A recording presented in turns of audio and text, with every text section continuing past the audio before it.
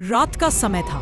घना कोहरा पूरे जंगल में फैल चुका था। जंगल के बीचों बीच एक सदियों पुरानी हवेली खड़ी थी, राजपुर हवेली। लोग कहते थे कि वहां आधी रात को किसी स्त्री की रोने की आवाज सुनाई देती है, लेकिन कोई भी सच जानने की हिम्मत नहीं करता था। राज, एक जिज्ञासु युवक, इस रहस्य को जानने के लिए हवेली तक पहुंचा। हवेली के बड़े जंग लगे दरवाजे को धक्का देते ही वह किर किर की डरावनी आवाज के साथ खुल गया।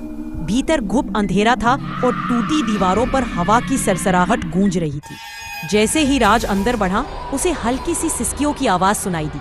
आवाज ऊपर के कमरे से आ रही थी। उसका दिल जोर से धड़क रहा था, लेकिन वह हिम्मत कर सीढ़ियां चढ़ने लगा। ऊपर पहुंचकर उसने देखा, एक सफेद साड़ी में लिपटी स्त्री कोने में बैठी रो रही थी। राज हड़बड़ा कर बोला, कौन हो तुम? स्त्री धीरे धीरे उठी। उसका चेहरा परछाइयों में छुपा हुआ था। अचानक हवा तेज हो गई, खिड़कियां खुद ब खुद खुल गई और स्त्री का चेहरा रोशनी में आया, एक बिल्कुल सफेद बिना आंखों वाला चेहरा। राज डर के मारे पीछे हट गया। स्त्री की भारी आवाज गूंजी, कोई मेरा सच जानने नहीं आया। राज कांपते हुए बोला, क्या चाहती हो?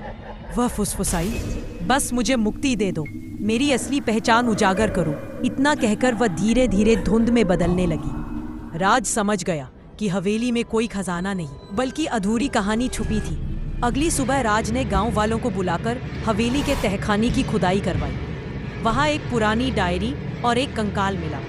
डायरी में लिखा था कि उस स्त्री की हत्या हवेली के मालिक ने की थी और उसकी आत्मा न्याय न मिलने के कारण भटक रही थी। डायरी पढ़कर मामला खुला और उस स्त्री का अंतिम संस्कार विधि विधान से किया गया। उसके बाद हवेली से रोने की आवाज कभी नहीं आई।